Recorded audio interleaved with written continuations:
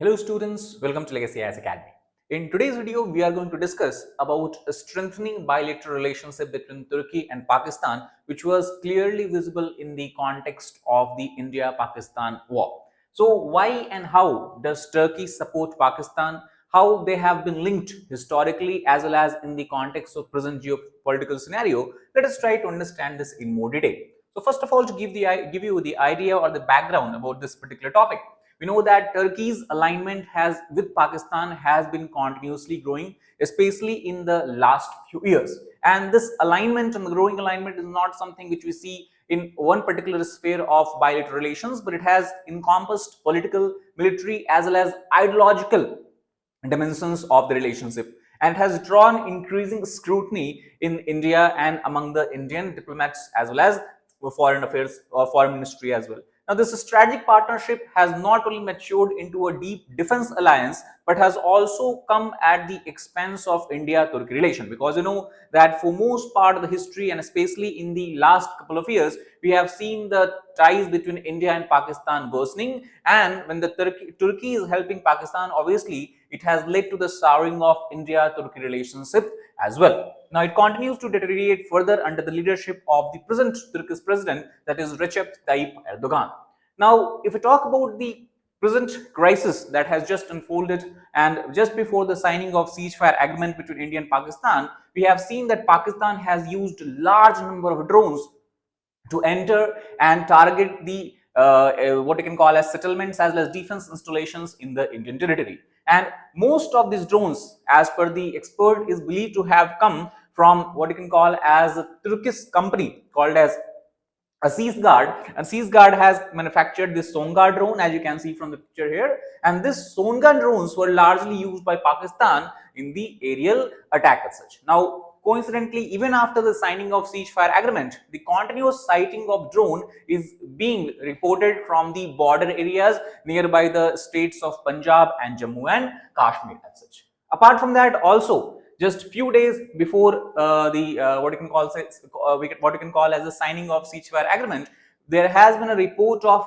Turkish Air Force flight, that is C-130J Hercules. It is basically of American origin, but this is a transport carrier, a transport aircraft largely used to transport and ship military cargo as well as what you can call as the military officials as well as military officers as such.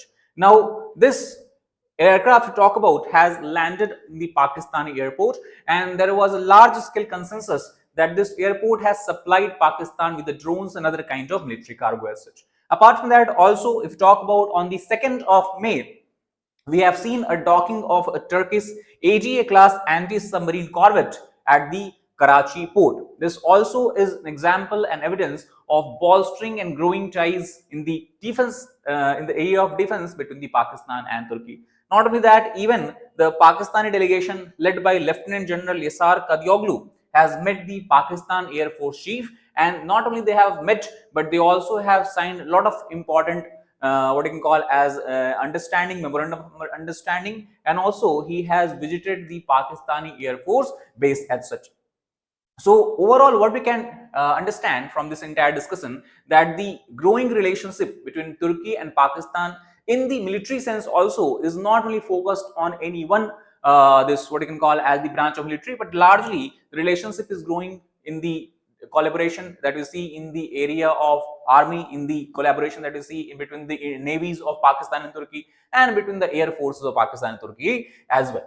Now, defense collaboration, let us try to again summarize that how the defense relationship has changed in past couple of years. So if you talk about the year 2018, the Pakistan has reported to sign a $1.5 billion agreement with the Turkish company called as ASFAT.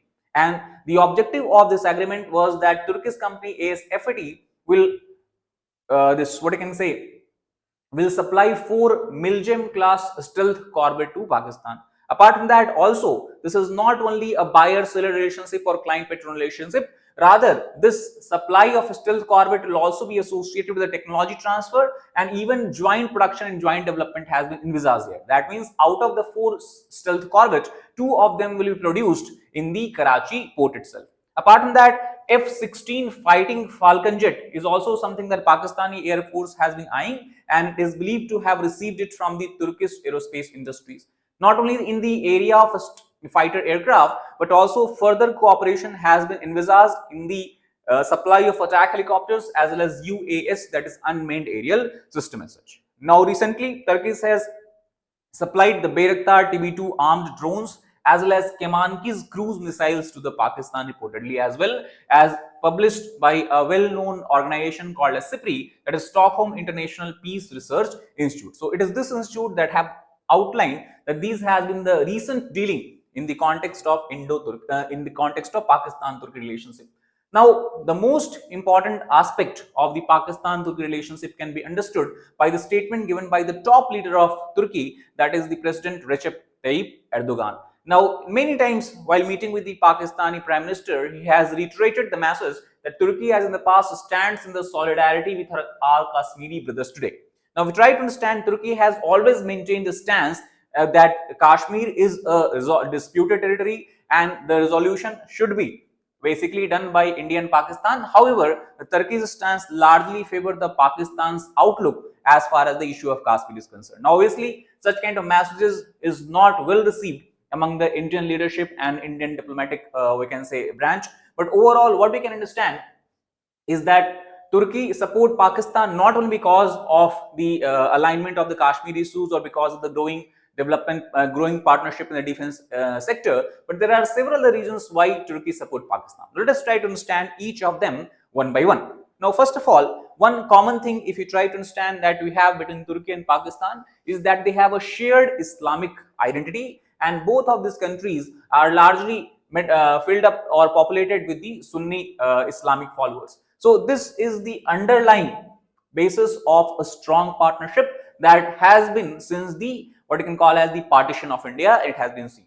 Apart from that, also geopolitically, if you talk about Turkey and Pakistan have always been allies. For example, both of these countries, if you look at the map here, the area in the green, all the way from United Kingdom in the west, then you have Turkey, then you have Pakistan, Afghanistan, and further you have Bangladesh as well in the early time when it was part of East Pakistan.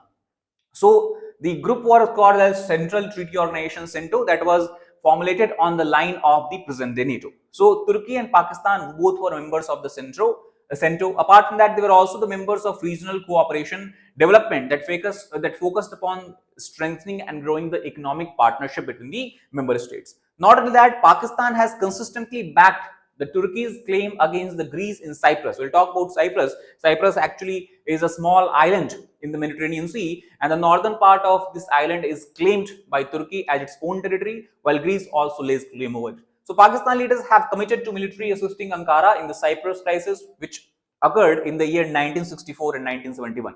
Not only that, the then military general of Pakistan, General Zia-ul-Haq, has clearly stated that the position of government of Pakistan is that if northern Cyprus, which Turkey claims, if it declares independence, Pakistan will recognize it as a separate territory or separate country as such. Now, apart from that, also we can understand the growing region behind the nexus between Pakistan and Turkey can be understood from the fact that Turkey wants to create an alternative architecture of cooperation by including non-Gulf Muslim states, and the Turkey is trying to build such kind of architecture to basically counter the Saudi Arabia, UAE and Egypt-led architecture that is what you see that largely represents the Muslim population or the interest of the Sunni Islam in the Arabian country. So if we talk about Turkey, it's trying to basically it's trying to basically snatch some of the power that is projected by these countries. So Qatar, Turkey, these are two countries that are trying to form a better relationship, and it is in this context they are also trying to include all other Muslim states which are far away or what you can call which are not the member of Gulf Cooperation Council or Gulf state as such. It is in this context Turkey has organized what we can call as the Kuala Lumpur Summit in 2019, where the participation of Pakistan was also expected. Apart from that, we have the participation of Turkey, Iran, Indonesia and Malaysia. These are all our major Muslim countries. However, due to the pressure exerted by the Saudi prince that time, when the Imran Khan was the Prime Minister of Pakistan in those days, what has happened? Pakistan has in the last time pulled out from the Malaysia summit. It has drawn criticism, and also Turkey has blamed Saudi Arabia, that Saudi Arabia has forced and has threatened sanctions over Pakistan if Pakistan attends the summit, because Saudi do not want this Turkish-backed coalition to grow and become more stronger in the future. Apart from that, also we have to understand that the Turkey's increasing partnership with Pakistan can also be understood from its outreach in the Indian Ocean region. For example, recently Turkey has developed its largest overseas base in the Mogadishu, as you can see from here, which is the capital of Somalia, that is lying on the Horn of Africa, is extending toward the this Arabian Sea and Indian Ocean region. Apart from that, Turkey also has supplied Bayraktar drones and Bekar drones to the Maldives, which is a country, as you can see, in the southern Indian Ocean, and this had come during the time when the relation between India and Maldives were not at the best. After the election of the present president of the Maldives, we have seen a souring of relationship between India and Maldives, and it is during those times Turkey has backed Maldives as well. So all these, if you try to understand, all these development are largely fitting in the aspiration of Turkey, where it want to project itself as a major Sunni power or major Muslim power, which is trying to grow and increase its strength and influence across the Indian Ocean as well as in the Mediterranean Sea region. Now, India obviously has recognized this growing involvement of Turkey in the region by the help of Pakistan, and thus it has recalibrated its foreign policy. For example, India today has developed a very robust ties with the Greece as well as Cyprus. Now, if you try to look at the map here, we have Turkey here in the east, and then you have Greece on the west, and then you can see in the south you have an island called as Cyprus, and the northern part of Cyprus, if you look closely, is largely controlled by the Turkish and the Turkish what you can call as the this Turkish-backed militants here, while the southern part is largely controlled by Greece. However, if you talk about the entire island, Turkish claim that the northern part should belong to Turkey, while Greece claims that the entire island should belong to Greece as well. Now, in the context of India's recognition, in 2021, India and Greece conducted their first joint naval exercises, and also India has reiterated its firm position that the Republic of Cyprus is largely a Greek territory and basically the Turkish claim in northern Cyprus is illegal in nature. Greece in return also has backed India by saying that India's position in Kashmir is understandable and it backs and supported. So that is the largest geopolitical game that also we can see is being played here. Not in that, India is also trying to build and counter the developing Turkey, Pakistan and Azerbaijan axis. And this is very interesting, because in the context of recent development between India and Pakistan after the Operation Sindoor, we have seen two major countries that have given and lent a vociferous support to Pakistan, that was Turkey and Azerbaijan. So Turkey, Pakistan, Azerbaijan axis, as a counterweight to it, India has begun supplying military weapons to the Armenia. Now, Armenia and Azerbaijan are the countries which are situated to the south of Russia, as you can see, along the foothills of the Caucasus mountain, and they are also fighting each other over a disputed territory called as Nagorno-Karabakh, where both countries portray their point that this territory belongs to them. So, Armenia and Azerbaijan is a conflict, and now India has begun to supply missile system, anti-air defense system, as well as even man-pads to the Armenia as such.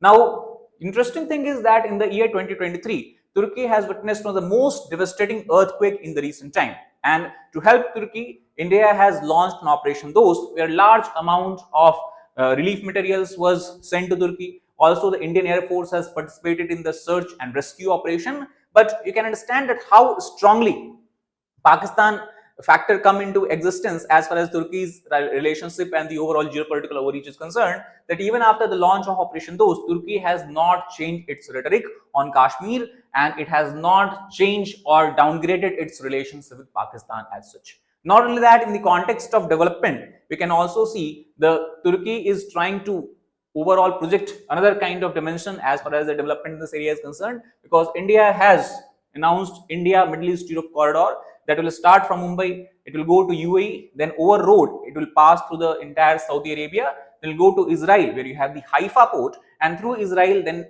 the ships can move to the Piraeus port in Greece, and then through Greece, the entire European Union can be accessed. So, India and European Union, that is largely connecting points, and the link is passing through Middle East, largely through UAE and Saudi Arabia. Now, we can see interestingly that Turkey has been completely bypassed here.